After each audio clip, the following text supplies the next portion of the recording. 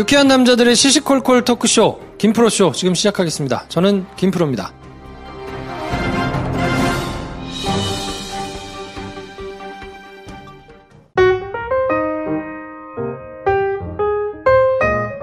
장편을 열심히 준비하고 계신 배준현 감독님 나오셨습니다. 안녕하세요. 배준현입니다. 메가박스 마케팅팀 황인지 대리님 나오셨습니다. 안녕하세요. 황대리입니다. 네, 저는 영화 좋아하는 김프로고요. 네. 2주 만인가요? 오랜만이네요. 한 주 쉬고 저 찾아왔는데 어떠셨어요? 한 주 쉬는 동안. 잘 쉬었지 뭐. 갔다 왔습니까? 대구? 대구에서 네. 또 만났어요? 우리 동대구역에서 정말 서로 스케줄 조율이 안 돼가지고 올라오는 기차 시간이 1시간 텀 정도가 있더라고. 난 늘 궁금한 게 있어. 왜 만나야 돼? 매주 만나는데 만나야 돼요. 대구까지 가서 만나야 돼? 꼭? 4시간 얘기했죠 그때? 무슨 소리야. 이 과장이 심해. 한 40분? 아, 그래요? 한 1시간 40분? 무슨 소리야. 형 기차가 6시 기차... 반인데 만난 게 2시인가 그런데 무슨 소리야. 기차 시간 텀이 40분, 50분이었구나. 심지어 4시간 동안 혼자 얘기했어요. 그러고 40분 막 이러고 있어. 기차 텀이 40분에서 50분 텀이 있었고, 그래서 이제 미리 만났어요. 그러니까. 근데 사실은 제가 그때 저녁 약속이 있었는데, 그걸 캔슬하고, 오후에 보자 그래가지고. 그러니까 여기서 알 수 있는 거지. 배 감독의 말바따는 한 40분 정도 체감하는 정도면 한 4시간 된다. 그러니까 이게 어렸을 때 그렇구나. 때린 애는 발 못 뻗고 잔다고 하잖아요. 거짓말이야. 실컷 말바따 때려놓고 한 40분 했는데 뭐. 올라오는 길이 되게 숙면을 취했거든. 그랬군요. 네. 자, 이번 주 영화는 블랙팬서인데 블랙팬서가 이미 뭐 일주일 전에 개봉한 거라서 네. 관련해서 그 평을 올려주신 분들이 많거든요. 옥토초님께서 007 오마주냐 짝퉁이냐 비슷하게 느끼셨나봐요. 그럴 수도 있죠. 그리고 I am 하우스님 이번 판은 쉬어가는 판. 그냥 그렇게 넘기자. 별로셨나봐요. 네. 오이지님 MX관에서 5번 본 영화 신나는 아프리카 풍의 스코어 음악. 와, 5번이나 보셨네. 야, MX관에서. 저는 MX관에서 못 봤는데. 음악이 마음에 들으셨을 수도 있지. 당연히 음악은 다 좋으니까. 와, 5번은 어떻게 보죠? 야, 이 정도면 메가박스에서 포인트라도 줘야 되는 거 아닙니까? 칭찬드립니다. 칭찬해요, 오이지님. 네. 한국 팬스님께서 나키아에 잘한다고 하는 한국어 발음을 뭔 말인지 못 알아듣는 나 한국 사람. 한국어 대사가 나오긴 하죠. 한국어 좀 이상하다고 어색하다고 얘기하시는 분들 많더라고요. 네네. 동자종 애묘인님이 또 그걸 남겨주셨네요. 좋은 점, 예고편과 고마워염. 이게 그 대사였는데, 한국어 대사. 그리고 싫은 점은 본편. 본편은 싫었다. 네, 이런 평들이 올라와 있습니다. 그리고 뱅돌님께서 주성치 최고 영화로 쿵푸 허스를 선정하는데 반대입니다. 이유는 단 하나. 오맹달이 안 나옴. 누굽니까, 오맹달이? 약간 우리나라의 영화 오달수 느낌으로 주성치 영화에 항상 옆에 나오는 아저씨가 있어요. 그게 쿵푸 허스는 안 나왔네, 생각해보니까. 소련 축구에 나왔었던 것 같은데. 그 약간 머리 없으신 분 아니에요? 네, 아저씨. 누군지 알 것 같네요. 근데 항상 나온 것 같아요. 그러니까. 안 나온 줄도 몰라서, 이 영화에. 네. 또는 우리 구호님, 오늘 우울한 기분을 떨치려 골든 슬럼버 봤습니다. 근데 이 영화 왜 만든 걸까요? 별로였나 보죠? 네. 그렇게 스코어가 좋지는 않던데. 너무 이러면 우리 개인적인 친밀도가 높아 보이는데, 배 감독님이랑 둘이 봤거든요. 네. 그래, 왜 그랬을까? 골든 슬럼버를 둘이 봤다고? 네. 골든 슬럼버를. 네. 그런 사이야? 그러니까 나는 이렇게 자꾸 엮이는 게 싫어. 저도 좋진 않아요. 그러지 마. 그러니까 이번에 대구에서 안 봤어야 돼. 여성분들이랑 보고 이랬어야지. 그러니까. 진짜 뭐 삶이 이래요. 뭘 굳이 강동원 나오는 걸 또 둘이 가서 쭈구리 둘이 가서 강동원을 보고 그래. 그래서 더욱더 이 평이 와닿습니다. 이걸 왜 봤을까? 아니 내가 50가지 그림자를 둘이 같이 봤다 그러면 그건 내가 이해해 줄 수 있어요. 더 이상하지 않아? 그게 더 이상하지 않아? 아니, 그거는 내가, 정말 그런가 보다. 혼자 보러 가기 뭐 하니까, 핑계대고 가서 이럴 수 있는데, 강동원을 둘이 가서 볼 일은 아니잖아. 그러니까요. 영화 시작하는데 후회가 밀려왔어요. 아니, 내가 시간이, 살다 보면 이런 일도 있는 거예요. 시간이 남았어요. 그래서 한가한 사람 둘이 본 거야. 자, 선물 폭탄 코너. 네, 선물 폭탄 드리겠습니다. 술친구 한 박스 받으실 분, 골든 슬럼버 보러 가서 강동원에 감탄하고 오신 스위트 노벤버님, 네, 축하드립니다. 카페처스 더치커피 받으실 분, 블랙팬서 후기 아주 길게 남겨주신 하워드 휴지님, 축하드립니다. 네, 축하드립니다. 자, 카카오톡 플러스 친구. 지금은 이제 신청하시는 분들이 조금 줄었는데, 신청해서 말 거시면 조금 늦더라도 제가 다 답해드리니까. 네, 많이 신청해 주시고요. 한 줄 영화평도 많이 남겨주시기 바랍니다. 되게 오랜만에 하니까 어색하다. 어색해? 우리 막 프로 방송인 같다. 그런 거야. 진짜 오랜만에 쉰 거죠. 예. 한 줄을 그냥 통으로 쉰 적은 없었던 것 같아요. 없었어요. 뭐 영화 팟캐스트에 일주일 내내 시사만 올라올 상황이 발생했으니까 그러게. 많이 쉬었죠. 다운로드 수는 근데 더 좋은 거 아니냐고 그런 생각도 들고. 네. 네. 그래서 오늘은 블랙팬서 얘기할 건데 블랙팬서가 지금 400만을 돌파했기 때문에 네. 이번 주에 개봉하는 다른 영화를 할까 하다가 또 이 영화를 안 하고 지나가기가 조금 아쉬워서 살짝 찝찝한. 네. 네. 그래서 일단 화요일 날은 블랙팬서를 하고요. 저희가 목요일 날은 쉐이프 오브 워터, 네. 사랑의 모양, 이 영화를 저희가 해드리기로 결정해서 이번 주는 개봉 영화를 2개 해드리는데 약간 시네마스타 느낌도 나고. 그러네요. 네. 네. 자, 그래서 블랙팬서 김프로의 줄거리 소개로 시작하겠습니다. I have seen gods fly. I've seen aliens drop from the sky. Yeah. But I have never seen anything like this. How much more are you hiding? 아버지가 암살당하고 와칸다의 왕위를 계승한 티찰라. 와칸다는 희귀금속 비브라늄을 가진 세계 최강국이지만 기술력으로 이를 숨기고 세계 최빈국 위치로 살아가고 있는 아프리카의 한 왕국입니다. 순조로운 왕위 계승이 이루어지려는 찰나, 급진주의자였던 작은아버지의 아들 킬몽고가 등장하죠. 그리고 킬몽고가 와칸다의 왕이 됩니다. 와칸다의 왕자와 비브라늄을 노리는 사람들이 치고 받고 부수고 쓸어버리는 이야기. 흑인 투쟁사를 담아 만든 블랙 블록버스터, 블랙팬서입니다. 네. 블랙 블록버스터요? 안 붙여봤어. 괜찮네. 네, 좋아요. 블랙팬더. 블랙팬더. 네. 아니, 궁금한데, 블랙팬서 하면 이제 흑표범인데, 팬더곰 할 때는 이게 아닌 거죠? 아니죠. 그 판다죠, 판다. 그러니까. 네. 판다인가? 그건 판다는 판다. PANDA 아니야? 그쵸. 네. 그 어쨌든 TH 발음이라서 지금 써라고 한 거잖아요. 팬더. 네. 팬더. 네. 팬더. 그럼 토르는 왜 소르라고 안 쓰냐고. 그러니까. 나 항상 그게 좀 거슬려. 알렉산더도 그러면 안 되지. 알렉산서. 뭐 그렇게 해야 되는 거 아닌가? 네, 뭐 그런 생각이 듭니다. 네. 붙이기 나름이죠. 뭐 아무튼. 그쵸. 그 예전에도 알렉산더는 TH 맞아요? 아니요, DER이요. 아, 그래? 알렉산더야? 알렉산더는 그냥 넣은 것 같아. 근데 이거 확실한 건 있어요. 이게 기준이 왔다 갔다 한다는 거에 정확한 표본이 있어요. 핑크 팬더라고. 예전에 만화 있었어, 만화. 그건 왜 돌아와 있냐고. 나한테 물어보는 거야? 뉴욕에 있었다니까 한번 물어봤는데 답을 들을 수 없겠고 넘어갑시다. TH 뭐 갈고리 뭐 번데기. 아니 뭐 그러면 언제 그렇게 한국 발음이나 잘해? 사투리 좀 그만 쓰고 내가 이런 말 할 게 아니지. 그러니까 네가 사투리 얘기를 그러니까 흑표범으로 개봉하면 왜 안 되냐는 거지. 제가 방송 너무 오랜만에 합니다. 흑표범. 네, 흑표범. 아, 이상하네. 그럼 슈퍼맨 어떡할 거야? 대단한 놈. 뭐 이런 식으로. 센 놈. 센 놈. 그 놈, 뭐 이런 거. 자, 한마디 총평. 영화들 보시고 가장 최근에 본 따끈따끈한 우리 배 감독. 전 사실 좀 전에 보고 왔는데, 기억나지 않아도 좋으니 액션이 많았으면.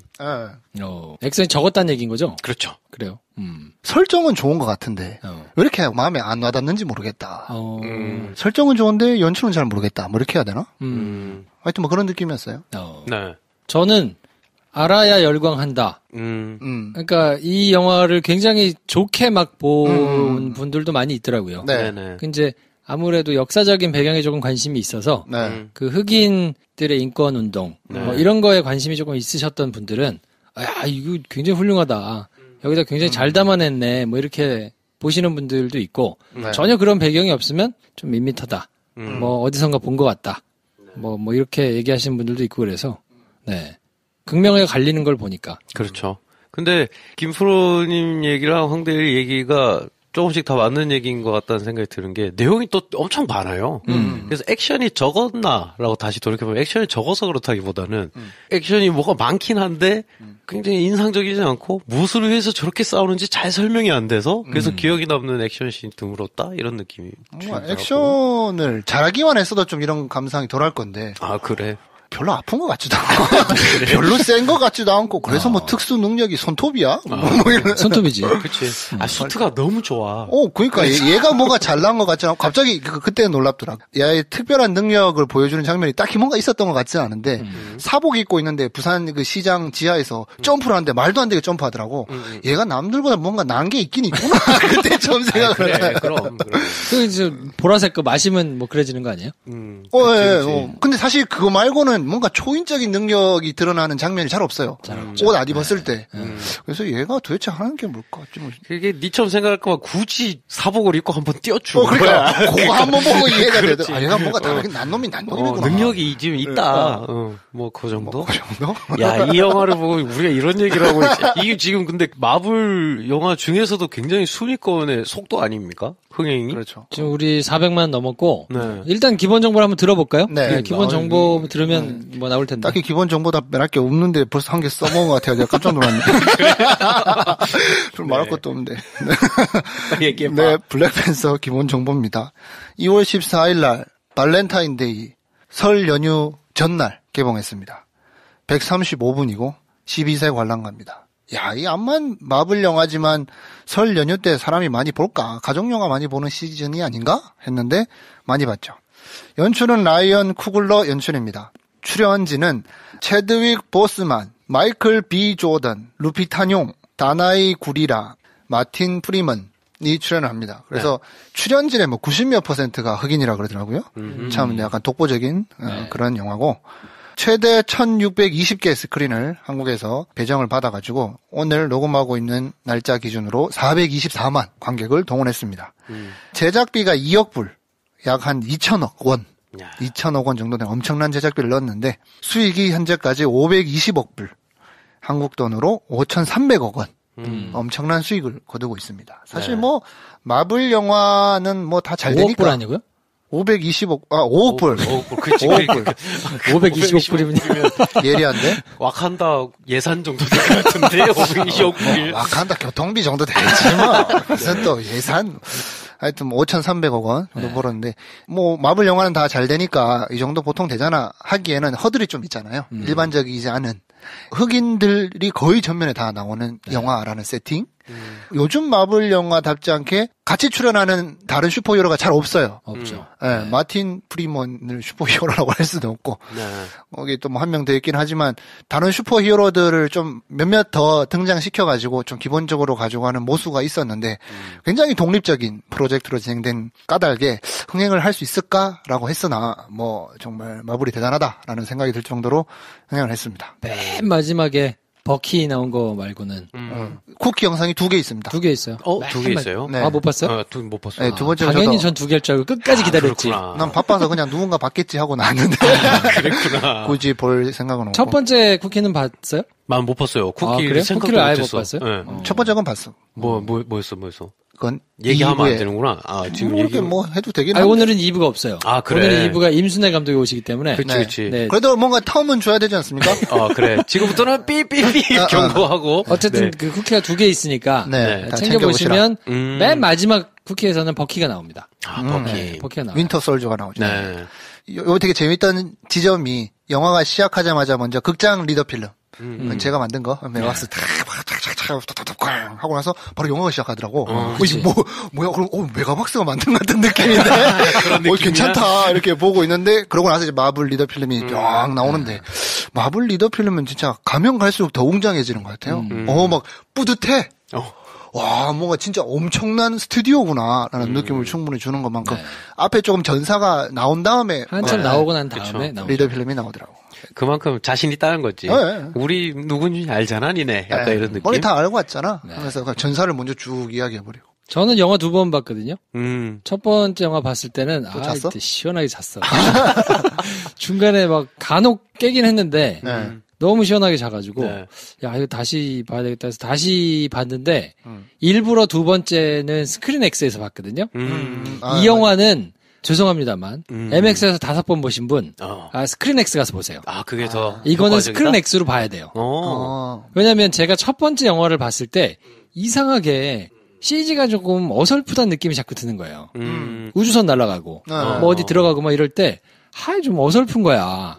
조금 이렇게 좀 띡띡거리는 것 같기도 하고 조금 뜬 것 같기도 하고 약간 CG가 좀 이상하더라고요. 그래서 야 이거 마블 건데 CG를 이렇게 좀 티나게 이상하게 만들었을까 싶은 생각을 했는데 스크린X에서 봤더니 우와 그렇게 이상하게 느꼈던 장면마다 전부 다 스크린X 용으로 만들었던 거더라고요. 그렇구나. 그래서 3면으로 이렇게 쏘면서 나온 야 엄청나더라고. 그럼 MX에서는 4번만 보시고 나머지 한 번은 스크린X에서 보시는 거죠. 이거는 스크린X에서 봐야 되더라고요. 네. 스크린X가 어떤 효과를 주는 게 진짜 궁금하긴 하다. 네, 완전히 다른 영화예요.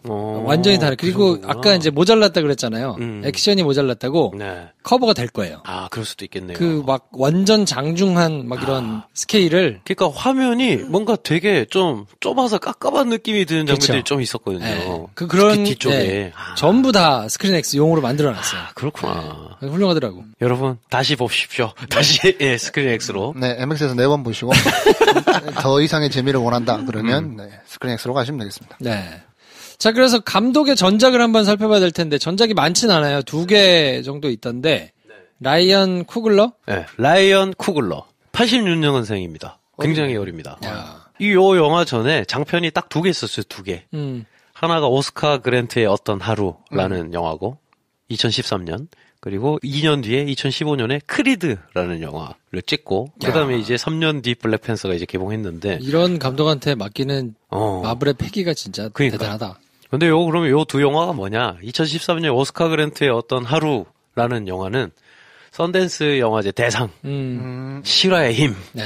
실화를 바탕으로 한 영화고, 지금 현재 개봉한 블랙팬서의 킬몽거라는 악역으로 나온 배우가 라이언 쿠글러의 모든 영화에 등장했습니다. 둘 다 주연이었죠? 네. 오스카 그랜트의 어떤 하루에서 오스카 그랜트를 맡았고, 크리드에서는 크리드를 맡았습니다. 크리드는 로키 스핀오프예요.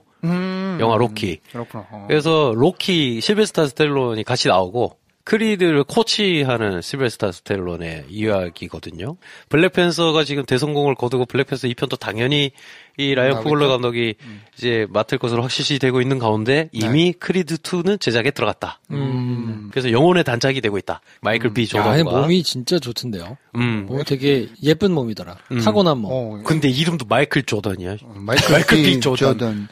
또 이 크리드 복싱 영화라서 액션도 잘 연출할 감독이네. 네. 이번 건 잘 못했다는 얘기인가? 이렇게 돌려가나? 말줄일 필요가 있네. 거기까지 얘기하겠습니다. 아니 액션뿐만 아니라 오스카 그랜트의 어떤 하루 썬댄스 대상 진짜 영화 잘 만드는 사람이네. 감정선도 잘하는 사람이네. 그러네. 이렇게 정리를 해봅니다. 그렇구나. 네, 그런 사람이네. 네. 하여튼 그렇습니다. 그리고 또 감독이 흑인이네. 뭐라는 거야 지금. 그래서 혹자들은 다미안 셰젤이랑 약간 같은 선생이 놓더라고요. 둘 다 굉장히 지금 비슷한 나이 또래 1살 차인가 그럴 거예요. 다미안 셰젤이랑 썬댄스 대상 딱 받고 갑자기 큰 영화 빵빵 하면서 이제 젊은 한 명은 백인, 한 명은 흑인. 근데 이제 이 둘의 행보를 주목한 것도 홀리우드 영화의 미래를 볼 수 있는 재미가 아닐까. 네. 그런 생각이 듭니다. 블랙팬서니까 블랙팬서 파티라고 1950년대 60년대에 있었던 그때 이제 흑인 인권운동, 움직임, 요거를 굉장히 잘 녹였다고 그래요. 나중에 찾아보니까. 그게 굉장히 과격한 집단으로 알려져 있잖아요. 그렇죠. 네. 실제로 블랙팬서라는 알려지기는 이제 이미지는 그렇게 알려졌는데, 실제로 했던 행동 보면 그렇게까지 과격했다고 보기엔 좀 그렇고, 이제 자위권 확보 차원에서 이제 그렇죠. 한 걸로 이제 알려지고는 있는데. 그때 당시 어떤 언론에 이런 데서 이제 만들어진 이미지가 약간 좀 무장하고. 그렇죠. 가죽 자켓 입고 하면서 베레모 쓰고 한 이런 이미지가 있어서 아마 그게 더 확대 재생산된 거 아닌가. 그래서 이름은 똑같이 갖고 왔는데, 블랙팬서는 오히려 지금 여기서 그려지는 블랙팬서의 이미지는 약간 반대되는 그 마틴 루터 킹으로 대변되는 인권운동 그 사람들 움직임과 좀 비슷하잖아요. 네네. 그 마틴 루터 킹하고 말콤 X로 대변되는 두 개의 노선이 적절하게 잘 들어가 있는 이게 엑스맨에서 두 박사하고 그 누굽니까? 매그니토와 자비에르의 노선처럼. 그렇죠. 네, 그걸로 상징되는 그거를 잘 녹여냈다고 극찬하는 사람들 되게 많고 실제로 아프리카나 이런 데서는 지금 어마어마한 환영을 지금 받고 있더라고요. 그럴 수도 있겠죠. 네. 흑인들이 느끼는 그 감정은 확실히 좀 다를 것 같기는 해요. 갱스터 무비나 그러니까 흑인들이 이제 전면 등장해서 나온 영화들 익히 본 것들이 있는데 이게 메이저 중에 메이저에서 자기들의 이야기를 이렇게 전면에 내세워서 하고 있으니 그것만으로도 굉장한 재미가 있겠다. 감동이 오겠다는 생각이 드네요. 만약에 그걸 잘못 녹였거나 부족하게 녹여냈거나 이러면 그거에 대해서 그냥 껍데기만 있는 흑인 히어로물이라고 해서 욕을 많이 했을 텐데 그게 나름대로 잘 녹아들어져 있으니까 환영을 많이 받고 있는 것 같고 근데 이제 익숙하지 않은 데서 오는 약간의 어색함 뭐 이런 거를 느끼는 사람도 좀 있는 것 같고 그렇게 좋게 볼 수도 있고 어떤 주제를 돈 되게 잘 만든다라는 생각이 계속 드는 것 같아요. 뭐 멀리 갈 거 없이 코코 애니메이션 있잖아요. 픽사에서 나온 거. 남미의 축제를 가지고 디즈니 픽사에서 애니메이션으로 이렇게 만들어서 성공시키는 모습이나 뭐 흑인 인권 운동을 블랙팬서라는 슈퍼히어로물에 녹여서 성공시키는 디즈니의 모습이 참 잘한다? 뭐 이런 생각이 들더라고요. 근데 그게 얼마나 세공이 잘 됐느냐에서 약간 차이가 있긴 한 것 같다라는 생각이 드는 게 코코와 따져봤을 때. 그렇죠. 그래서 저도 블랙팬서 당연히 코믹스가 있을 거 아닙니까? 코믹스가 참 보고 싶더라고요. 뭐 얘기했듯이 여기 깔려져 있는 세계관이라든가 단순하게 음악, 미술 또 이 움직임들이 굉장히 신선하게 다가오고 익히 예측 가능한 그런 상상력을 바탕으로 이렇게 만들어내는 솜씨가 너무 좋아서 기대가 커서 오히려 좀 저는 약간 실망한 편이었던 것 같은데 코믹스로 보면 정말 많이 빗대서 이해할 수 있는 역사들이 있겠구나 좀 기대하게 되는 것 같더라고요. 네. 혹은 이 코믹스가 처음 나왔을 당시가 사실은 어떤 역사적인 이벤트로 인식이 됐을 가능성이 크고 그때는 근데 피부색 다른 얘네로도 이런 얘기를 할 수 있어 라는 의미였을 테니 오히려 지금 이런 역사적인 맥락을 넣어서 만든 방식보다는 오히려 더 여느 다른 코믹스랑 비슷하게 하지만 주인공만 바뀐 형식으로 만들어냈었던 것이다라는 평가가 좀 있죠. 근데 실제로 연도가 같대요. 1996년인가요? 네. 블랙팬서 당이 만들어지던 그때 블랙팬서가 나왔다 그러니까 그런 걸 반영했겠죠. 네, 몇 달 차이로 뭐 이렇게 만들어졌다고 하더라고요. 그러니까 뭐 저도 이제 마블 코믹스에 대해서 관심을 갖게 된 게 이제 슈퍼히어로 분들이 영화로 많이 나오면서 뭐 많이 갖게 됐잖아요. 정말 이런 시대의 흐름에 맞게 마블은 정말 이야기를 만들어내는구나 싶었던 게 최근에 또 뭐 그런 얘기가 나왔더만요. 탈북자를 주인공으로 해가지고 슈퍼히어로물이 나왔더만요. 마블에서. 그래서 탈북자가 주인공인데 뭐 능력이 물을 가지고 뭐 어떻게 하나? 뭐 땅구멍으로 뭐 개가 나와가지고 뭐 우리 다 잡아 죽이고 뭐 이런 내용인 것 같은데 어떤 시대 상황을 관심을 가질 수 있도록 익숙한 슈퍼히어로물이라는 장르를 가지고 풀어가는 그런 장인의 솜씨가 정말 전 세계 모든 문화와 인물에 대해서 그걸 주인공으로 해가지고 이야기를 만들 수 있는 곳이구나. 와, 그러면 뭐 대단한 곳이 아닌가. 네. 심지어 그렇게 코믹스로 확인한 다음에 영화까지 만드니까 그리고 돈까지 많이 벌어가니까 취업하고 싶다. 거기로 가고 싶다. 네. 그 플래시백 장면 있잖아요. 전 선대들의 이야기가 딱 나왔을 때 저 전혀 뭐 기본 정보를 거의 잘 찾아보지 않고 갔는데 블랙 블록버스터라는 얘기 정도? 뭐 그런 게 잘 어떻게 녹아져 있겠지 하고 근데 옛날 뭐 그리스 비극이나 셰익스피어. 아씨, 발음이 안 되냐. 걔 있잖아, 영국의 섹스피어. 펜터. 그 할아버지가 영국 좀 굉장히 고풍적인 왕족들의 어떤 막 피리 내는 왕자 다툼, 뭐 이런 얘기로 가다가 근데 가문의 어떤 비밀이 밝혀지는 배경이 우리가 잘 아는 약간 할렘. 60, 70년대 할렘 가잖아요. 굉장히 신선하더라고요. 그래서 내 취향에는 만약에 이거 시퀄이나 프리퀄이 나와서 이 시대에 요런 배경으로 블랙팬서가 활약하던 걸 만약에 만들어줬으면 난 정말 열광적으로 봤겠다라는 생각이 오히려 드는. 그냥 흑인들이 전면에 나온 마블에서 만든 슈퍼히어로 영화, 뭐 좀 다르게 접근하는구나 이렇게만 생각하고 있었어요. 근데 우연히 이제 SNS에서 영상 보다가 흑인 초등학교에서 애들이 무슨 특활 시간에 블랙팬서 전체 보러 간다라고 선생님이 공지를 하니까 애들이 막 난리가, 거기 학교 애들이 거의 다 구성원들이 흑인 어린이들이었거든요. 막 춤추고 막 난리가 나는 영상 하나 봤어요. 그거 보고 좀 약간 생각이 바뀌었던 것 같아요. 이게 우리한테 그냥 약간 색다른 주인공? 또 시대의 흐름에 맞춘 디즈니의 발빠른 대처 정도가 아니라 어떤 사람들한테는 자기를 대변하는 엄청난 영화가 마블이라는 이름을 달고 나오는 그런 지금 정말 기대되는 상황인 거구나. 그래서 이게 단순히 그 또 다른 그냥 주인공만 피부색이 다른 슈퍼히어로 영화의 범위를 넘어서 이때까지 우리를 대변해주는 어떤 나와야 될 영화가 나온 뭐 그런 느낌이라 가지고 참 기대가 되더라고. 다시 돌이켜보면 야 그게 나오기까지 정말 오랜 시간이 걸렸구나라는 생각도 새삼 드네요. 네. 아직 동양에는 안 나왔잖아. 그러니까. 뭐 말콤 X라든가 뭐 그런 흑인 인권에 관련된 영화들이 많이 있는데 이제 시대 흐름이 그런가? 사회파 장르로 많이 나왔었잖아요. 뭔가 사회를 고발하고 거기서 목소리를 내는 어떻게 보면 쉽게 찾아보기 힘든 영화로 나왔었는데 이제 이걸 가지고도 슈퍼히어로 영화로 이제 즐길 수 있게 된 참 그런 시대를 살고 있는 게 아닌가 그런 생각이 드네요. 네. 우리가 예전에 보고 3명 다 공이 극찬을 했던 그러면서도 아 이건 이런 의미가 있는 것 같다. 라고 했던 히든 피겨스에 준하는 어떤 의미가 그렇죠. 있는 영화일 수도 있겠다라는 생각이 드네요. 어쨌든 그래서 평론가들의 평점은 공이 높습니다. 뭐 평타 이상이에요. 네. 평식 오빠만 지조가 있어. 3개 줬어, 3개. 소구망 박평식. 주지 않아요, 잘. 근데 이 정도는 그래도 많이 준 거 아닌가? 3개면? 뭐 그냥 평타 준 거죠. 3개 반 정도 줘야. 그치. 아, 이거 잘 만들었다 할 텐데. 일단 그 정도는 아닌가 봐. 캐릭터와 메시지는 흑진주처럼. 평은 나쁘지 않으니까. 어쨌든 3개 주셨고. 네네. 이지혜 기자가 3개 해줬네요. 비브라님보다 단단한 메시지. 장영애 없이 3개. 라이언킹의 말콤 X 스토리를 더하면. 그리고 이은선 씨가 3개 반. 마블의 가장 놀라운 색 블랙. 김영석 씨 3개 반. 마블 무비의 독창적 서사. 김혜리 씨가 4개를 줬어요. 유의미한 질문과 독창적 스타일을 갖춘 마블 내 소우주 탄생. 네. 그래서 뭐 어쨌든 평타 이상으로 다들 괜찮습니다. 네. 영화가 막 이상하다라고 하기 그렇게까지 거슬리는 부분은 없었고 네. 저는 스테레오타입인지 모르겠는데 좀 더 과격하고 화려한 액션이 많이 나올 줄 알았어요. 네. 근데 오히려 약간 이건 옛날 액션 사극이나 약간 에픽 같더라고요. 느낌이. 그래서 사람들이 부산에서 찍으게 겨우 저거야? 뭐 했던 그런 저는 오히려 그 부산 장면이 좋고 뒤로 갈수록 내가 기대한 거랑 좀 다른데? 이런 생각이 들었는데 지금 다시 돌이켜보니 흑인 배우들이 막 나가지고 액션을 하고 한다고 했을 때 내가 그린 그림이 약간 막 이스트 사이드 웨스트 사이드 서로 막 총질하던 블링블링한 힙합하는 흑인들 막 이런 액션을 내가 상상한 건가?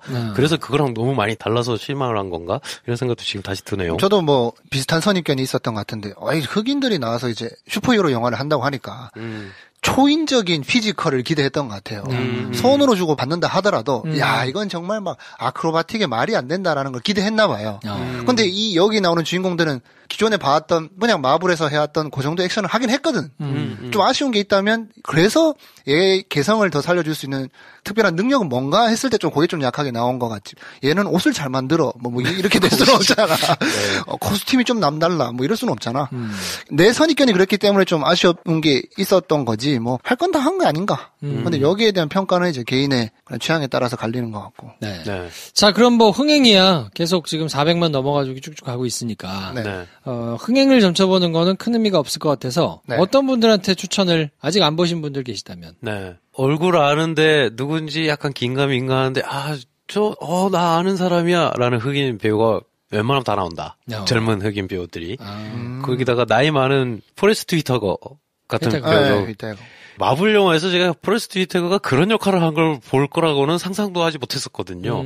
근데 뭐 그런 얼굴들을 보는 재미도 있고 포레스트 휘터거는 좀 더 덧붙이자면 라이언 쿠글러가 만든 오스카 그랜트의 어떤 하루는 제작도 했어요. 그러니까 약간 감독과 배우들이 얘한테 이런 영화 맡기면 잘할 거야 라는 어떤 이야기들이 서로 잘 맞아가지고 딱 정말 감독을 잘 데려서 잘 찍었고 그래서 배우들도 굉장히 기꺼이 자기들의 능력을 잘 발휘한 영화 아닌가. 그래서 여기 나오는 젊은 흑인 배우들의 면면이 사실은 예를 들면 이런 거죠. 버키라고 하면 버키 유명한데 다른 영화에서 내가 본 적이 있나? 라는 생각이 들잖아요. 네. 근데 여기 나오는 그냥 주 조연들은 흑인 배우들 모두가 다른 영화에서 연기를 진짜 잘하는 배우들이 모여있는 거거든요. 그러니까 백인으로 치면 굉장히 지금 어벤져스가 모여있는 정도의 그림이라 흑인 배우들 특히 여기 나오는 배우들 루피냐뇽 같은 경우는 노예 12냐 이런 데서 이제 아카데미에서 상을 받기도 했을 정도의 명배우니까 그런 배우들이 마블 세계에 모여가지고 어떤 연기를 펼치는가 뭐 그걸 보는 재미가 있겠다. 네. 연기를 한번 눈여겨보시는 분들한테 추천해드리고 황 대리님은요? 저는 앤디 서키스. 앤디 서키스 팬들? 그래. 되게 재밌는 지점인데 주요 캐릭터 중에 백인인 사람은 마틴 프리먼이랑 앤디 서키스 정도가 있는 것 같아요. 네. 마틴 프리먼은 뭐 그전에도 계속 어벤져스 시리즈에 나왔으니까 역할을 할 거고 앤디 서키스는 여러분 잘 아시는 이제 골룸. 네. 골룸의 이제 몸 연기와 킹콩 뭐 등등의 이제 몬스터의 모션 캡처 전문 배우인데 본격적으로 연기를 하면서 얼굴을 드러낸 모습인데 연기 너무 잘하더라고. 이 말을 하는 게 내가 되게 결례일 수는 있는데. 그렇죠. 전면에 이제 본격적으로 자기 얼굴을 드러내놓고 연기를 하는 건데 굉장히 인상 깊었다. 앤디 서키스 같은 경우는 피터 잭슨 감독과 워낙 이 골룸을 몇 편을 했잖아요. 호빗에서는 B 유닛 감독까지 했었어요. 그래서 그 CG랑 이런 모션 캡처가 거의 주가 되는 장면. 뭐 약간 대규모 그런 장면에서는 연출을 그냥 맡겨버렸거든요. 이렇게 움직여야 이렇게 나오고 뭐 CG랑 어떻게 합성되면 어느 정도가 보이는 앤디 서키스 가장 잘 아는 거지. 그럼. 그래서 연출력도 굉장히 검증받은. 그래서 그 골룸을 하셨으니까 저는 왜소한 줄 알았거든요. 기분이 그러니까. 나는 되게 작고 이렇게 뭐 킹콩도 이렇게 작게 해서 키웠겠지. 그래서 되게 왜소하고 작고 이런 분이 이런 거 잘하는구나 했는데 보니까 몸이 엄청 좋아. 몸도 엄청 좋아. 버키만 해. 키는 저랑 비슷해요. 173이야. 아, 그래요? 근데 이 팔뚝이 점점.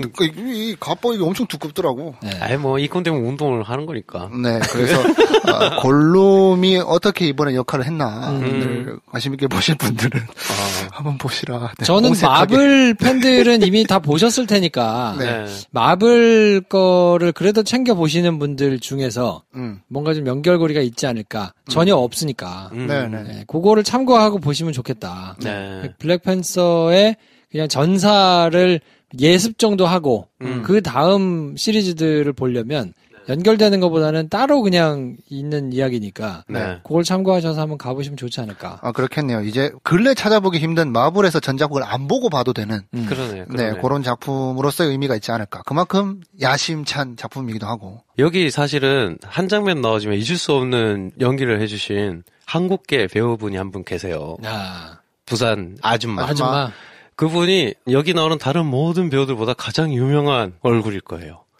블레이드 러너 리들리 스콧의 원래 블레이드 러너. 네, 간판에. 거기 일본 게이샤 옷을 입은 네온 사인 간판에 나오는 바로 그 얼굴의 주인공이 여기서 부산 아줌마로 연기를 한번 펼쳐주신다. 근데 나 그거 보면서 목소리만 더빙을 다시 했나라는 생각이 들더라고요. 내가 다른 클립으로 봤을 땐 더 어색해서 못 알아들을 정도였는데요. 뭐 대충 알아들을 정도로는 전달이 돼서 후시를 다시 다른 사람이 따서 넣었나? 뭐 아무튼 그분이 우리가 아는 블레이드 러너 스티샷 보면 나오는. 누가 그거 보려고 그러면 아니 내가 아는 블레이드 러너 간판에 나왔던 게이샤가 여기 나온대. 그것도 한국말을 하고 있네. 이야 신기하다라고 하시는 분들이 있어. 이게 신선한 어떤 시선이지. 네. 신선하답니다. 자, 그래서 오늘은 저희가 2부에 뭐 내용 포함한 거를 말씀드리지는 않고 임순례 감독님을 모시거든요. 네, 왜냐면 뭐 두 사람 데리고 얘기를 해봐야 그래. 깊이 있는 게 안 나오겠어. 여기서 그래. 만약에 녹음을 계속하면 어떤 얘기를 할지 맛보기로 한번 보여드리고 끝낼게요. 나는 그 겟아웃에 나온 걔 나오잖아요. 걔 옷이 라운드 튄 게 너무 마음에 안 들더라고. 너무 H&M 같아, 갑자기. 딴 애들 의상은 괜찮은데. 저는 얘가 살짝 잡아주잖아요. 샘 오칠이가 나왔나? 샘 오칠이가 너무 닮아가지고. 특별 출연했나? 비정상회담 나오나? 이런 애들한테 의식 개혁을 위해서 이 영화가 필요한 거야, 진짜. 닮았어, 어떡하냐, 어떡해. 아무튼, 자, 시끄럽고. 끝나자. 2부에는 리틀 포레스트가 내일 개봉하는데요. 네. 리틀 포레스트의 임순례 감독을 모시고. 이제 황대리는 아닌데 저희 배 감독하고 김 선생하고 셋이 가서 시사를 봤는데 시사가 너무 좋았어요. 그렇습니다. 그래서 감독님을 모시고 뭐 영화에 대한 이런저런 얘기를 할 테니까요. 2부에서는 임 감독님을 만나는 뭐 여러모로 처음 하는 형식으로 뭐 이번 주는 꾸며드리게 됐는데 잠깐 쉬고 저희는 2부에서 임순례 감독님 모시고 찾아뵙겠습니다.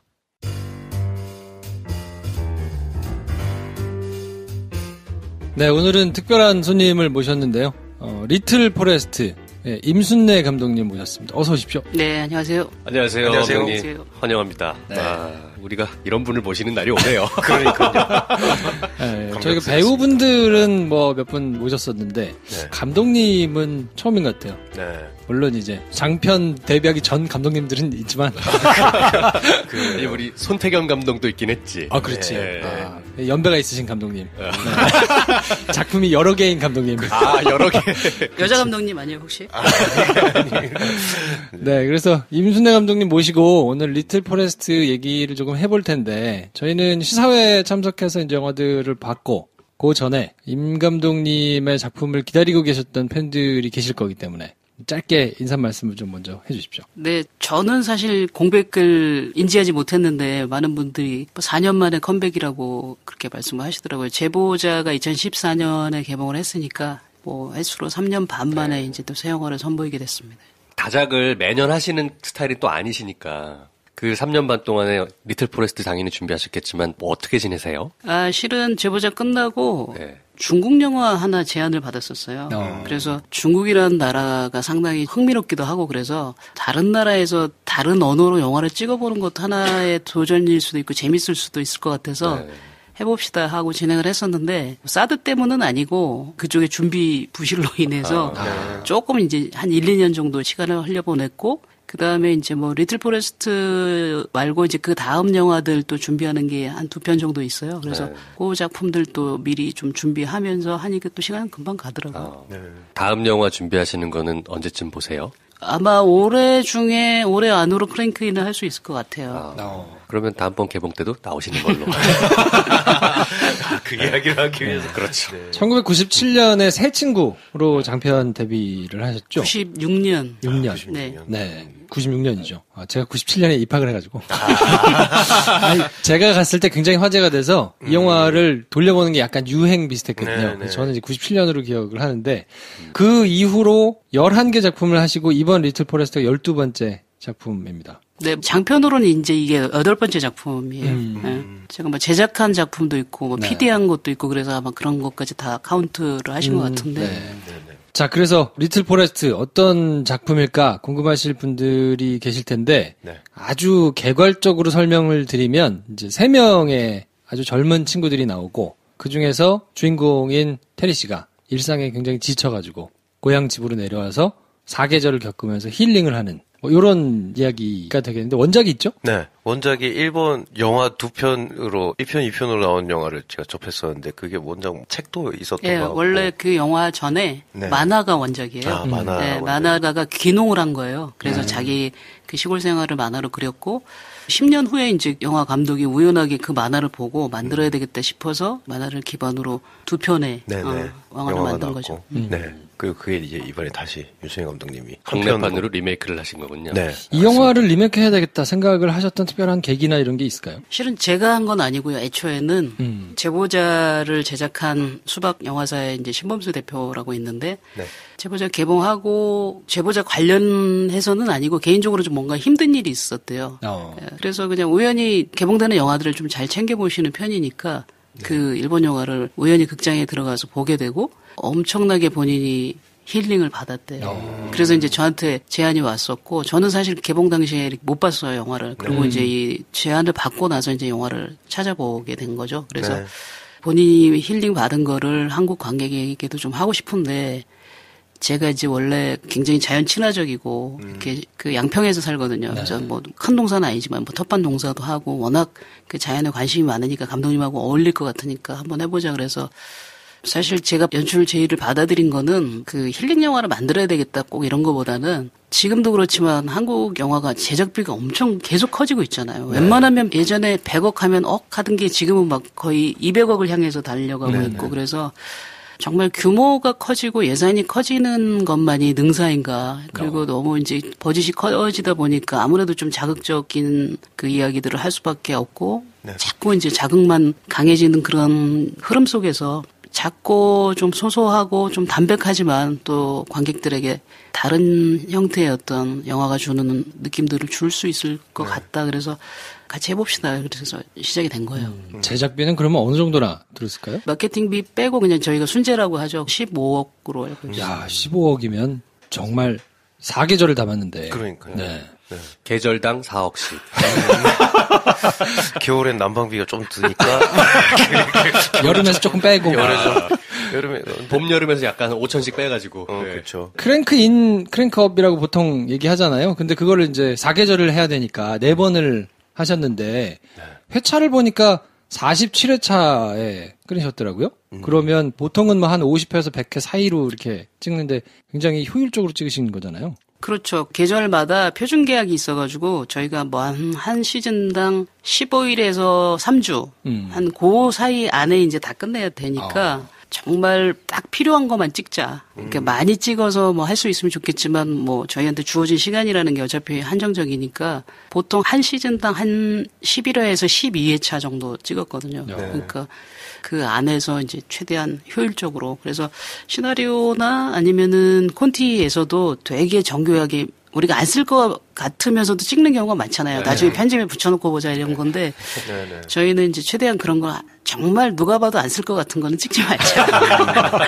네. 그렇게 합의를 해서 요리 과정 같은 경우도 사실 요리를 처음부터 끝까지 다 찍자고 들면은 요리가 저도 이번에 한도 끝도 없죠. 네, 저도 이번에 요리 영화는 처음 찍어봤는데 시간이 굉장히 걸리더라고요. 그러다 보니까 요리에서도 어떤 과정을 과감하게 스킵할 거는 스킵하고 최대한 어쨌든 주어진 회차와 시간 안에서 우리가 필요한 것들을 정교하게 찍자라고 해서 47회차 하면은 뭐 그렇게 많이 찍은 건 아니니까. 그러니까요. 같은 장소에서 찍으셨잖아요.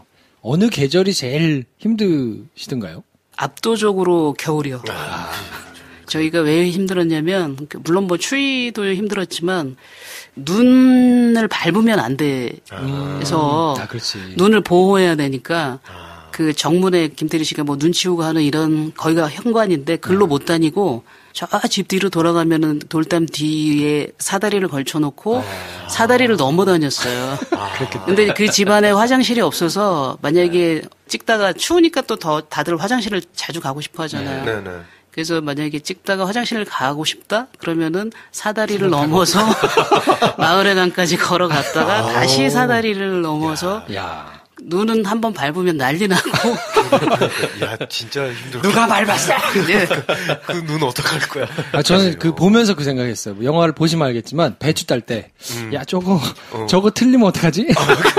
뿌려도 저건 티 날 것 같은데. 그렇지. 그래서 보신 대로 그것도 정말 배추밭에 뭐 김태리 씨만 들어가야 되니까 그 누가 한 발이라도 밟으면 진짜 압박감이 장난 아니었겠다. 와 너무 좋다 하다가 밤에 막 바람 불고 하는데 시골집에서 자면 고라니 우는 소리랑 막 그리고 문 막 흔들리고 하면 갑자기 무서워지더라고요. 갑자기 장르가 되게 기분 좋게 보다가 전혀 그럴 리 없는 영화인데 막 곡성 이런 영화가 떠오르면서 네. 그래서 인터뷰를 제가 잠깐 찾아봤더니 원래는 일본 영화에서 막 고양이랑 같이 있고 막 이랬는데 이제 큰 백구로 바꿨다고 약간 이런 얘기도 하신 것 같던데. 그 마을이 어느 동네인가요? 경북에 있는 한 마을이에요. 그 집도 그러면은 원래 있던 그 네네. 집에서 그대로 안에 바꿔서 안에만 이제 저희가 리모델링을 했고 밖에는 그대로 집이 굉장히 중요할 텐데 집을 찾는데 얼마나 걸렸을까요? 집을 찾는데 3개월 걸렸어요. 정말 전국 방방곡곡을 안 다닌 데가 없이 제일 처음에는 이제 강원도를 1순위로 생각했거든요. 왜냐하면 사계절이 뚜렷해야 되고 눈이 와야 되고 그렇죠. 하니까.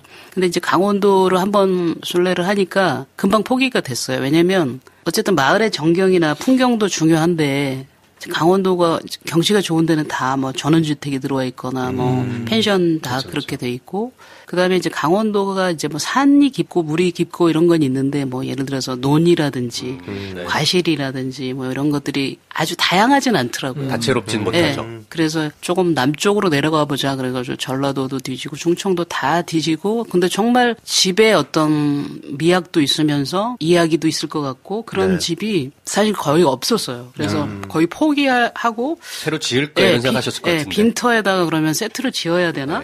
제가 제일 싫어하는 게 세트로 하는 건데 나중에는 찾다 없어서 정말 세트 지어야 되나? 이런 타이밍에 기적처럼 그 동네에 그 집을 발견하게 된 거죠. 그러니까 영화에서 유명해지면 자칫 거기 지금 그럼 살고 계시는 집인가요? 아니요. 거기는 어떤 노부부가 살다가 한 7년 전에 돌아가셔가지고 계속 7년 동안 비어있던 집인데 비어있던 집인데 어떤 한 분이 무단으로 점거하고 살고 계셨어요. 주인도 모르게.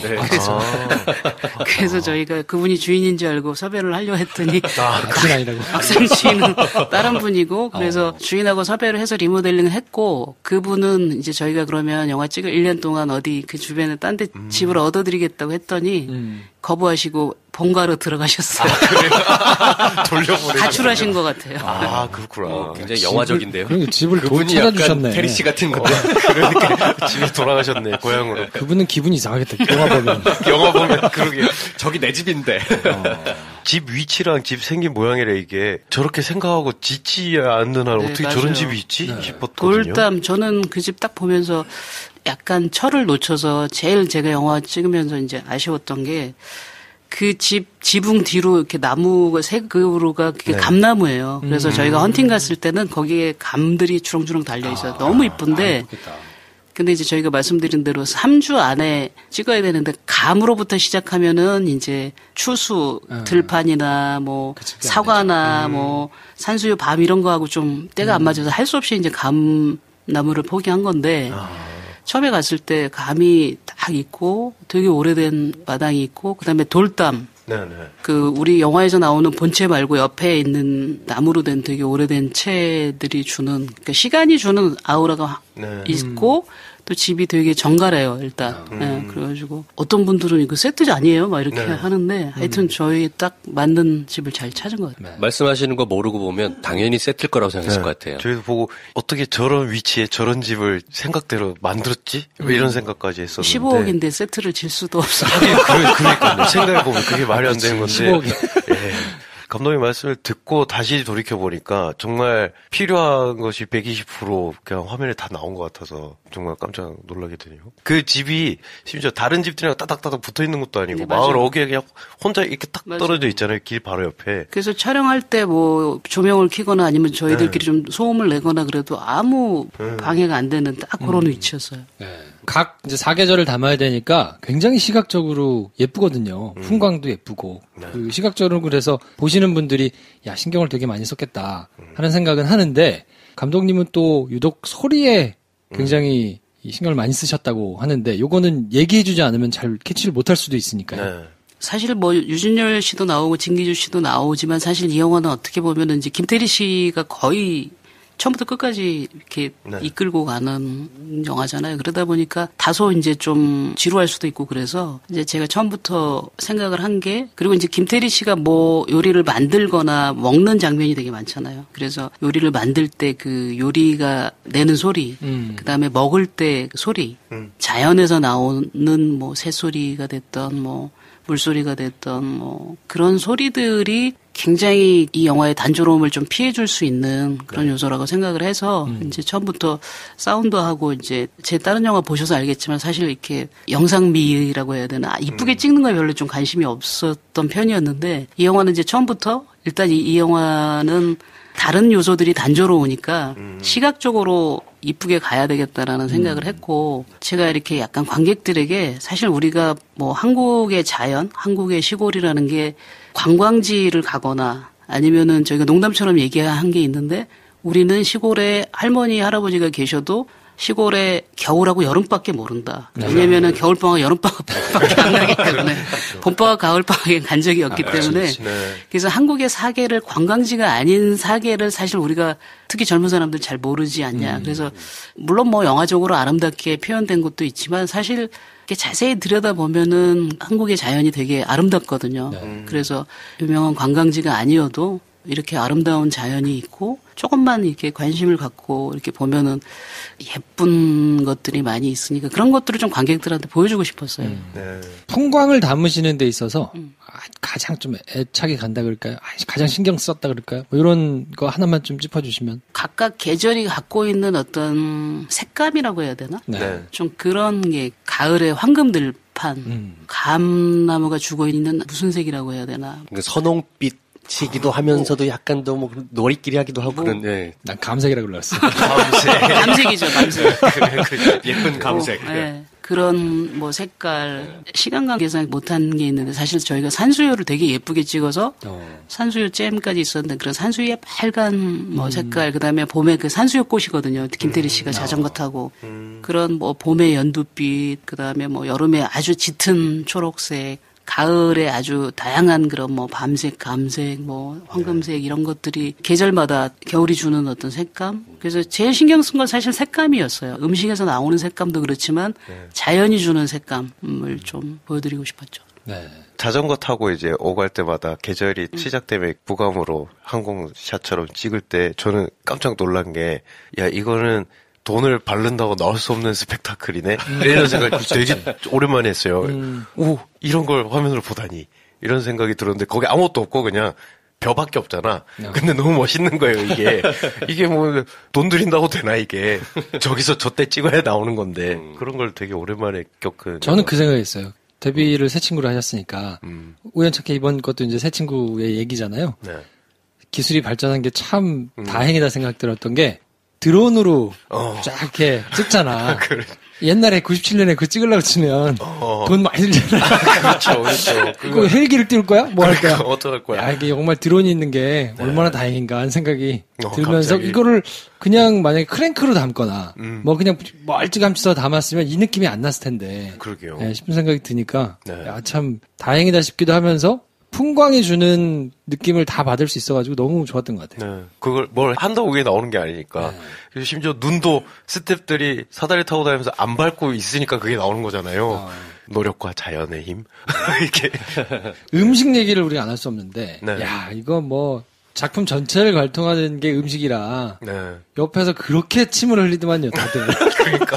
꿀꺽꿀꺽 하면서, 네. 야, 저도 영화 보는 내내, 다음번에는, 무슨 이야기가 나올까 보다, 솔직히, 야, 어떤 음식이 나올 건가. 뭐 해 먹을까? 네, 약간 이런. 너무 느낌. 궁금했어요. 각자, 어떤 음식이 나올 때 가장 땡기던가요? 저는 어쩔 수 없나 봐요. 이 캡사이신의 어떤 향이 느껴지는 그 막 떡볶이 먹으면서 울면서 먹잖아요, 막. 근데 그때 상황도 상황이잖아. 다들 좀 울고 싶잖아. 근데 너무 이입이 잘 되더라고요. 네.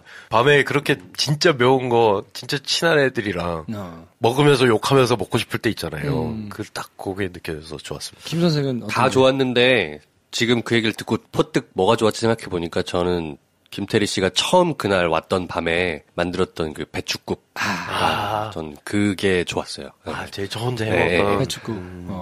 아주 저는 좋았어요. 사실 면을 너무 좋아해가지고 그 파스타. 파스타. 야, 파스타 꽃 뿌려 먹는 거는 진짜 먹어보고 싶더라고요. 저거를 돌려서 먹으면 무슨 맛일까? 그러게. 너무 궁금해가지고. 그게 사실은 사과꽃이에요. 아, 그래요? 네, 저희가 사실은 저희 스태프들도 도시 출신들이 많잖아요. 네. 그러니까 작물들이나 이런 걸 잘 몰라요. 그래서 사실 그 아카시아 튀김도 아카시아인지 잘 모르실 수도 있어서. 저도 몰랐어요. 네. 그래서 그 아카시아 튀김 하기 전에는 아카시아 꽃이 나오고 그 사과꽃 파스타 전에는 사과꽃이 나와요. 네. 그래서 사과꽃을 이제 뿌리고 먹는 거고 아카시아 꽃을. 그 아카시아 튀김도 진짜 맛있겠다. 근데 깜짝 놀랐어. 나는 야, 저거를 튀겨 먹어? 거기서 사운드가 중요하다. 그렇지. 여실히 이게 그 튀김 소리가 사람을 좀 참기 힘들게 하더만. 뭐 그런 명언이 있죠. 튀김은 신발을 튀겨도 맛있다고. 그럼 신발 튀겨도. 근데 진짜 너무 튀겨도 맛있겠더라고요. 맛있고. 네. 네. 감독님께서 이제 음식을 보면 뭐 한식도 나오고 이탈리안, 분식, 그리고 크렘브릴레 뭐 이렇게 깨먹는 뭐 여러 가지 이제 디저트도 나오고 여러 음식들이 나오는데 본인이 가장 애정하거나 요거는 꼭 넣어야 된다 하셨던 레시피 내지는 뭐 이런 게 있나요? 그게 아카시아 튀김이었어요. 진짜. 네. 원래 튀겨 드셨어요? 그 선제 스님의 사찰 음식이라는 그 책에서 보고 그 처음 이제 그 메뉴를 보고 제가 집에서 한번 해 먹어봤어요. 정말 너무 맛있었거든요. 네, 그래가지고 제가 이거는 꼭 넣어야 된다라고 해서 넣었었고. 그거는 그러면 물에 씻어서 튀기나요? 그렇죠. 물에 이제 실제로 튀겨 먹을 때 본격 요리 방송. 뭔지 어떻게 할 거야? 자연 그대로 먹으란 말이야. 살짝 이제 물에 헹궈서 물기 빼고 이제 튀김옷 입혀가지고 하면은 아카시아 향이랑 굉장히 맛있어요. 해먹어보자. 이번 작품을 하면서 알게 되셨거나 내지는 이런 음식이 꼭 넣어야 된다거나 뭐 이런 게 있을까요? 감독님이 의도하신 거 말고. 이번에 이제 사실 거기 나오는 저희가 음식 가지수로 치면 16개 요리가 나오는데 그거를 저희가 촬영하기 전에 푸드 스타일리스트 분 요리 쿠킹 스튜디오에서 테리 씨랑 다 만들어 봤어요. 전체를 다 미리 과정을 숙지해야 나중에 현장 가서 좀 가짜같이 안 보이니까. 그렇죠. 그래서 이제 저도 옆에서 이제 만드는 과정을 같이 계속 보고 했었죠. 그래서 그 막걸리 만드는 거를 스타일리스트가 알려주셔가지고 제가 집에서 3번을 만들어 봤어요. 막걸리를. 그 영화에도 나오지만 사실 모든 것은 타이밍이거든요. 그러니까 이 막걸리가 발효될 때 이제 딱 옆에서 보고 있으면 바로 이렇게 올라오는 소리도 퐁퐁퐁퐁 하는 소리도 나오고 이렇게 모양이 있어서 그때 적당할 때 걸러줘야 되는데 제가 이제 너무 바쁘다 보니까 아침에 나갔다가 저녁에 늦게 들어오잖아요. 사실 그 사이에 지켜보고 있다 걸러야 되는데 늘 거르는 시기를 놓쳐가지고 항상 유산균처럼 과숙성된.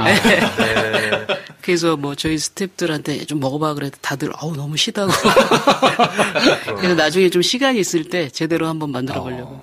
야. 근데 혼자 그렇게 막걸리 혼자 내려가지고 혼자 먹으면서 어른의 맛이라고 하면서 탁 먹는데 야 진짜 저러고 싶다 약간 이런 생각 들더라고요. 난 이랬어. 같이 먹어줄 수 있는데. 그런 생각했구나. 여기서 성향이 또 다른.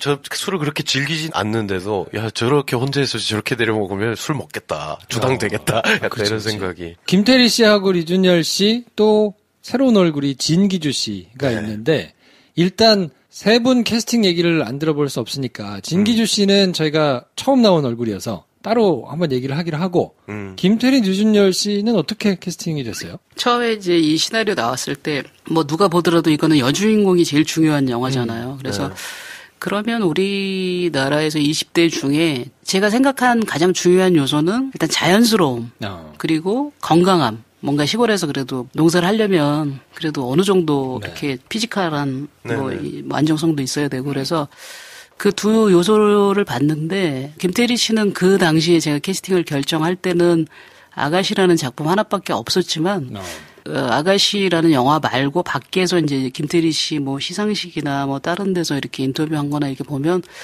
뭔가 굉장히 자연스러운 멋이 있더라고요. 그래서 김태리 씨는 그런 면에서 이제 좋다라고 생각해서 제의를 했는데 사실은 그때 아가씨 이후에 정말 얼마나 많은 프로포즈가 왔겠어요. 본인은 그렇죠. 뭐 어제 기자회견에서 별로 안 왔다고 하는데 아마 그거는 그냥 겸손의 말일 거고 사실 굉장히 많은 감독들이 그 제안이 많이 갔던 걸로 알고 있고 그래서 우리 영화가 작은 영화고 또 이제 여배우로서는 사실 작아서 피하고 싶은 것도 있겠지만 본인이 혼자 전체 극을 이끌어가야 된다라는 부담감, 신인으로서 그런 것도 있을 수 있어서 선뜻 우리 영화를 선택할까? 그랬는데 다행히 바로 결정을 해줘서 굉장히 빨리 결정을 해줬어요. 그래서 고맙게도 그랬고 준열 씨도 어쨌든 재하라는 친구는 자기 중심이 있고 이 친구도 시골 출신일 것 같고 시골에서 농사를 지을 것 같은 순박함이 좀 필요했는데 유준열 씨가 굉장히 스펙트럼이 다양한 배우라서 그런 면이 있을 것 같고 그래서 이제 유준열 씨한테도 제안을 했는데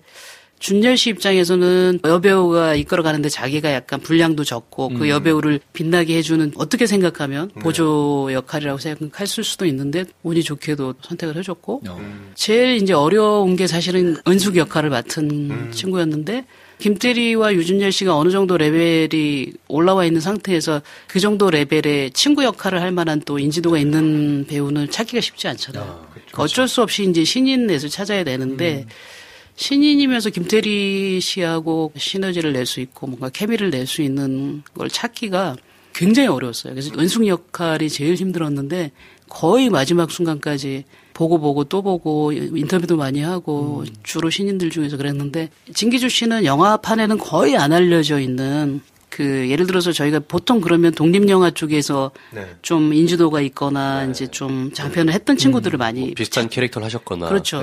그래서 그런 친구들도 많이 봤는데 드라마에서만 했었던 친구고 그래서 거의 안 알려졌는데 어떻게 또 저희 조 감독이 자료를 찾았더라고요. 그래서 자료를 보고 1차적으로 호감을 느꼈고 그래서 이제 미팅을 하면서 이제 중점적으로 봤던 거는 일단 김태리 씨와 역 안에서 극 안에서 어울릴 수 있을 것인가 그 부분 하나 하고 그다음에 이게 촬영이 굉장히 길잖아요. 1년 동안 그렇죠. 해야 되니까 뭔가 1년 동안 호흡을 맞추는 데 있어서는 자연인 진기주로서의 어떤 인성이라고 해야 될까? 캐릭터라고 해야 될까? 이런 거 상당히 중요할 것 같은 거예요. 잠깐 뭐 며칠 나와서 치고 빠지는 거는 뭐 캐릭터를 숨길 수도 있고 이런데 1년 동안 같이 작업을 하려면 정말로 진심으로 서로 성격을 맞출 수 있어야 되고 그래서 순수하고 좀 그런 면이 있는 친구면 좋겠다라고 생각을 했는데 대화를 해보니까 굉장히 좀 그런 면이 있더라고요. 그래서 사실 조금 이제 처음에는 워낙 영화 쪽에 이제 경험도 없고 연기 톤 같은 것들도 이제 드라마에서 이렇게 많이 했던 톤이라서 다른 두 배우랑 잘 배치가 될 수 있을까 조금 저도 우려가 되는 부분도 없지 않아 있었는데 생각보다 이제 공개를 하고 나니까 네. 많은 분들이 좋아해 주셔가지고 저희 세 명이 공이 발견한 저 사람 누구야 이렇게 고백하자면 네. 김태리 유진열 배우 말고 그분이 더 보였다. 약간 저는 방금 감독님이 말씀하신 것처럼 약간 영화 속에서 그런 걸 느꼈던 게 진기주 배우가 김태리 배우가 혼자 있거나 아니면 남녀 주인공이 둘이 있을 때 오잖아요. 그 집에 오거나 해서 같이 먹고 하는 타이밍이 많잖아요. 1년 동안 촬영을 하면서 어떤 역할을 며칠만 하고 치고 빠지는 역할이 아니라 김태리 유준열의 친구가 와서 연기해주고 가는 느낌? 저 약간 그런 느낌이었어요. 둘 다 아는 친구인가? 약간 이런 느낌. 와서 그냥 연기를 해줬나? 그 정도로 좀 되게 둘 다 뭐 완전 생전 처음 보는 상황이었는데 기주 씨가 그 영화 현장 혹은 어떤 카메라 앞에서 이렇게 낯설지 않도록 김태리 씨도 그렇고 유준열 씨도 그렇고 네. 둘 다 굉장히 배려심이 많은 친구들이에요. 그래서 진기주 씨를 엄청 배려해주고 케어해주고 그래서 진기주 씨가 낯도 많이 가리고 좀 약간 어색할 수 있는 상황인데 그것들을 두 친구들이 정말 너무 잘 감싸줬어요. 그게 이제 1년 동안 호흡을 맞춰야 되니까 처음에 만나가지고 서먹서먹 연기를 하다가 나중에 이제 뭐 친해졌을 거 아닙니까? 사적으로도 만나고 뭐 후반에 찍으면 케미가 약간 온도가 안 맞아가지고 고민을 하고 이런 거는 없었나요? 뭐 영화에 볼 때는 티는 전혀 안 났는데 네. 그런 것도 사실은 좀 있긴 있었는데 겨울부터 시작하다 보니까 촬영이 종료되는 계절은 가을이었거든요. 근데 문제는 유준열이 점점 잘생겨져서 오는 거예요. 겨울에는 좀 촌스러운 맛이 있었는데 뭔가 이렇게 뒤로 갈수록 뭐 다른 영화 막 돈 같은 거 찍고 막 이러니까 뭔가 관리받고 멋이 막 상당히 그런 게 있구나. 시골 청년이라 하기에는 그렇게 약간 좀 너무 빼어난 미모. 피부 관리받고 오고 막 머리 스타일 만지고 네, 오고 약간 막. 그래서 근데 뭐 본인이 멋있어져 오는데 어떻게 막을 수도 없고 그만 멋있어라 이렇게 하시더라고요. 그러게요. 근데 생각해 보니 그 머리 스타일이나 이런 것도 그러면 고충이 좀 있었겠다 싶고. 네, 뭐 테리 씨는 워낙 이제 처음부터 긴 머리 네. 머리 스타일을 유지하기로 했었고 그래서 네. 제가 뭐 나중에 들으니까 원래 1987에서 감독님이 조금 짧은 머리를 원하셨다고 하더라고요. 근데 테리 씨가 네. 단호하게 이거는 리틀이 먼저니까 그렇게 했다고 하고 준열 씨도 이제 그 다음에 찍은 영화들 때문에 살짝 이제 약간씩 어떤 헤어스타일의 변화가 있었는데 남자들은 뭐 약간 길이의 문제고 그런 거니까 그렇죠, 네. 또 계절의 텀이 있으니까 약간 살짝 달라도 그렇게 그렇죠. 그러면 친구 또래 3명이 그걸 다 이끌어가니까 그게 아마 현장 분위기에도 많은 걸 이제. 네. 유독 다른 현장보다 또 스태프들이 되게 젊었어요. 그래서 뭐 촬영 감독도 거의 30대 뭐 다 거의 20대하고 30대 초반 거의 테리 씨 또래들이 되게 많았어요. 준열 씨 또래들. 그래서 현장 분위기가 되게 이렇게 친구들끼리 모여가지고 네. 이렇게. 그러니까 대학교 졸업할 때. 네, 맞아요. 독립영화 찍는 그런 느낌. 그런 느낌이었어요. 재밌었겠다. 그리고 다른 집도 아니고 그냥 혼자 뚝 떨어진 독채에서 다 찍고 하니까 분위기가 굉장히 그랬겠네요. 그러면 괜히 엄마 역할로 한 번씩 나와서 문소리 배우 문소리 선배님 왔을 때 그럼 다들 좀 긴장하거나 되게 조용해지고 이런 거 없었나요? 약간 딱딱하게 그러니까 아니에요. 뭐 소리 씨가 그런 캐릭터는 아니었고 네네. 소리 씨는 유준열 씨랑 같은 소속사예요. 그래서 이제 또 원래 둘이 친분이 있었고 네. 그다음에 테리 씨하고는 둘이 같은 화면에 나온 거는 이번이 처음인데 테리 씨가 여태까지 이게 3번째 영화잖아요. 근데 아가씨에서는 사실 한 화면은 아니지만 같은 영화를 했었고 네네. 그다음에 1987에서는 또 역시 같은 영화는 아니지만 보이스 출연을 하셨고 보이스 출연을 했고 뭐 어쨌든 또 가족 관계로 얽혀 있는 그런 이번에는 이제 모녀 관계로 나와서 테리 씨가 이제 사실 문소리 씨하고 공연을 처음 한 건데 문소리 씨도 보시면 알겠지만 분량이 많은 게 아니었잖아요. 그래서 어떻게 보면은 되게 연기하기 까다로운 캐릭터예요. 그 엄마 역이라는 그렇죠. 게. 그런데 그거를 문소리 씨가 이렇게 옆에서 하는 거를 보면서 테리 씨가 되게 이렇게 공부가 많이 됐나 보더라고요. 그래서 테리 씨는 약간 어떤 입장이냐면 혼자 촬영을 하다가 누구라도 내려오면 너무 행복한 거예요.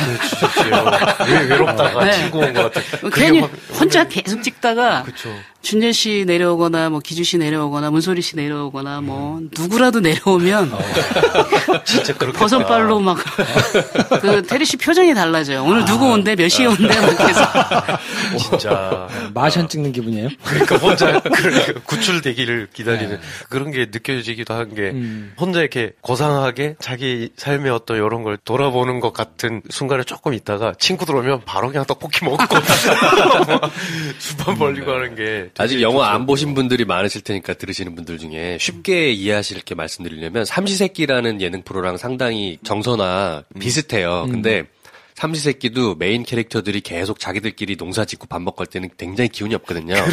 근데 오늘 게스트 누구야? 누구 온다고 그러면 그렇게 준비를 하고 막 청소를 하고 그러게요. 언제 온대? 뭐 이러면서 하거든요. 네. 네. 아 진짜 실제로 촬영 때 그랬겠구나. 네. 이 영화를 보면서 그 주인공이 혼자 거의 끌고 가는 영화니까 그렇게만 생각하고 예전 영화랑 비교를 해서 보다가 이번에 감독님이 만드신 이 리틀 포스트를 보고 났더니 그 생각이 들더라고요. 엄마가 되게 중요했었는데 이걸 문소리 배우 말고 누가 했을 수 있었을까? 이런 생각이 들면서 너무 반갑고 딱 맞는 연기를 해주신 것 같아서 너무 좋았어요. 이런 생각도 들었어요. 저는 일본 원작을 못 봤기 때문에 그냥 이번 한국 작품만 보고 생각한 건데 엄마와 딸의 관계라는 게 참 남자들은 이해할 수 없는 세계가 있구나. 약간 짐작은 되는데 그럴 것이다 짐작은 되는데 딱히 공감은 안 되는 부분들 완벽하게는 알 수 없는 세계가 분명히 있나 있더라고요. 보다. 그래서 트럭 안에서 유진열 씨가 얘기를 하잖아요. 그렇죠. 너무 좋았어요. 그렇게 얘기할 때 또 옆에서 아무 생각 없고 허당일 것 같은 친구가 야, 그건 엄마 질투하는 거고, 둘이 지금 싸우는 거야, 그걸로 경쟁한 거야 하는데, 오래 본 친구가 맞구나, 얘가.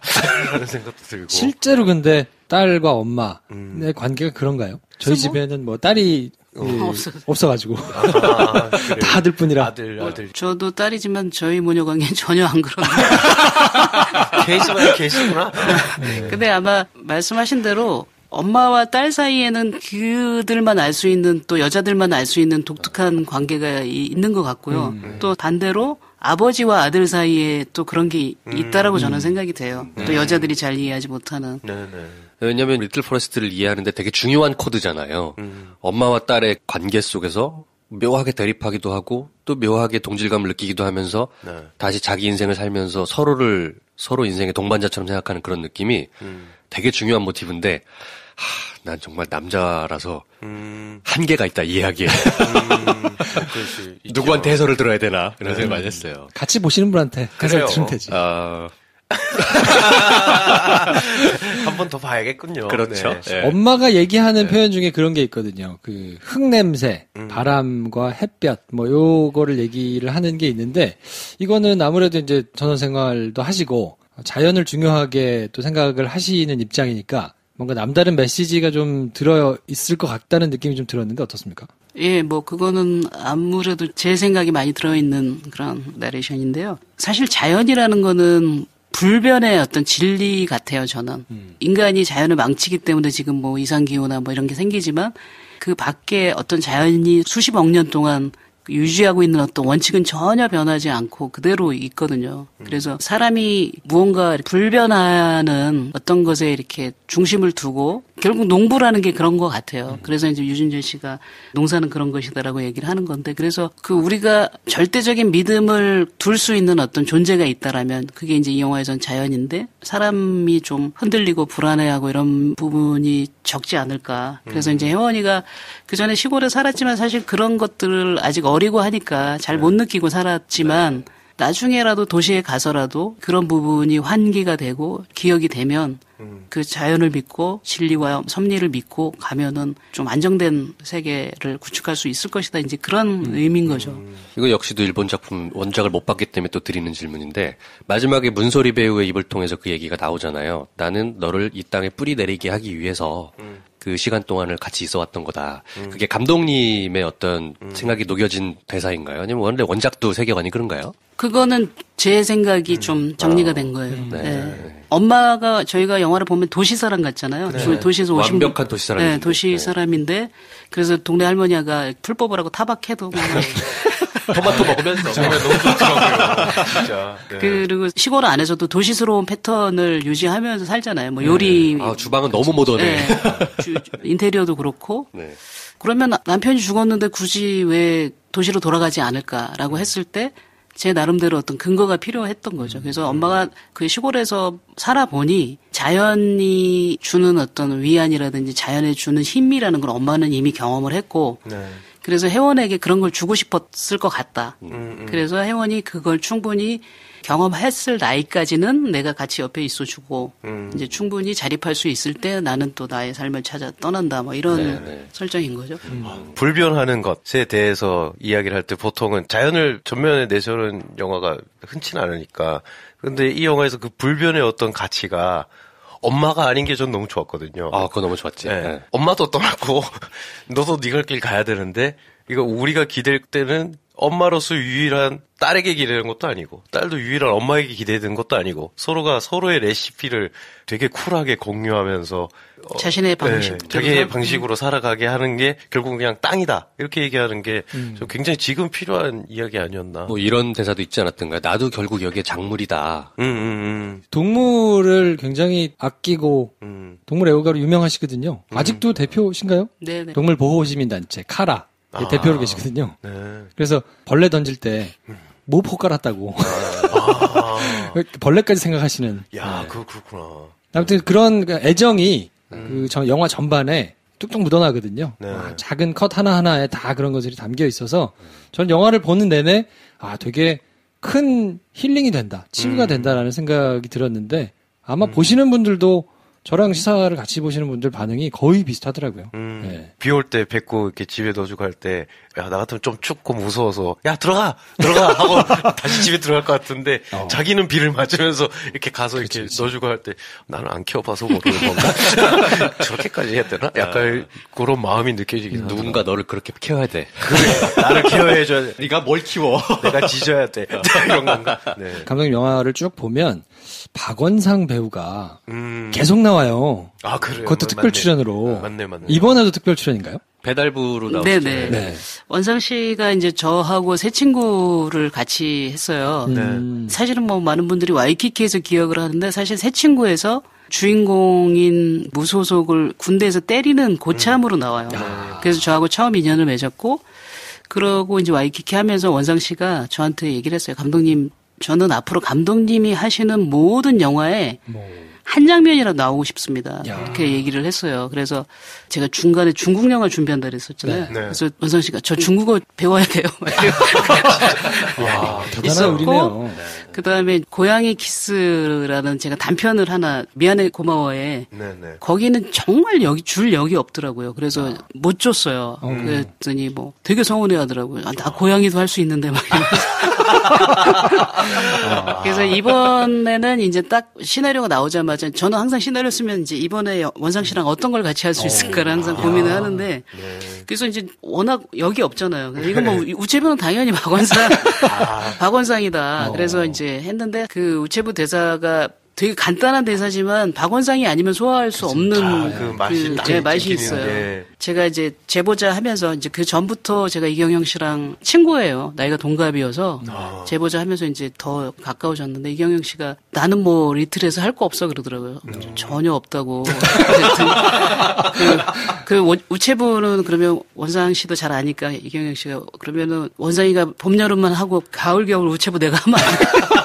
이야, 되게 행복한 고민을 하셨겠네요. 진짜 그러네요. 네. 그래서 하여튼 원상 씨는 제가 영화를 하는 한 어떤 역이라도 좀 같이 하려고. 그래요. 그러니까 이제 감독님이 오셨으니까 감독님이 오신 팟캐스트에 박원상 씨도 와야지. 그러네요. 네. 보내주세요. 기다리고 있습니다. 자, 마지막으로 질문 하나만 드리고 싶은데 이거는 앞으로 뭐 이제 인터뷰도 하시고 뭐 시사 여러 가지 뭐 할 거잖아요. 어디서도 들을 수 없는 질문을 하나 드리겠습니다. 테리 씨의 서울 옥탑방은 전세입니까? 그 영화에서 생각했을까? 난 그거 궁금했어요. 아마도 전세였을 것 같아요. 왜냐면은 그 집을 1년 동안 비워놨는데 다시 글로 오잖아요. 그러니까요. 네, 그러니까 아마 전세였을 것 같고 그러면 돈이 어디 있을까 하는데 편지 내용을 자세히 보시면 첫 번째 편지에는 안 나오는데 두 번째 꾸겼다가 다시 나중에 할 때 보면 거기 그렇게 써 있어요. 통장은 어디에 숨겨져 있고 비밀번호는 네 생일. 맞아요. 그치. 엄마가 아마 그 정도 등록금하고 그 정도는 어느 정도 챙겨주지 않았을까. 야, 진짜 훌륭한 엄마야, 훌륭한 엄마. 그러네요. 네. 야, 이거 빼박 생각하셨군요. 그러니까. 통장에 전세값 딱 들어가 있었다. 편지에다가 다 그걸 적어 놓으셨을 줄이야. 그치. 허둥허둥 하실 줄 알았는데. 그러니까 다 적어 놓으셨고. 근데 근데 엄마가 그것까지 준비했다는 걸 생각하고 그래서 오케이 전세 해야지 했는데 이씨 옥탑이야 이러면서 그랬을 수 있겠네. 자, 마지막으로 이번 영화가 주는 메시지는 이제 뭐 달라도 평범해도 잠시 멈춰도 괜찮다 뭐 이런 거를 전달해주는, 그래서 많은 보는 젊은이들이 힐링을 받을 것 같은 그런 영화인데요.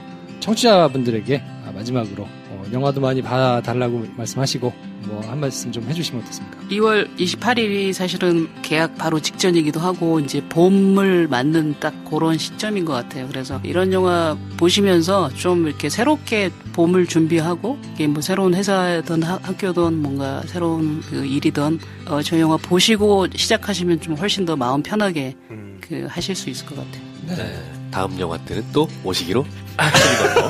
그렇지. 네. 빼도 박도 못하게 방송에서 저희가. 그래. 네. 방금 다음 20만 명 들으셨거든요, 지금. 증인으로만. 네. 저희가 오늘은 시간이 조금 바타가지고 이 정도만 하고 정리를 해야 될 것 같은데 조금 더 긴 얘기는 다음 영화에서.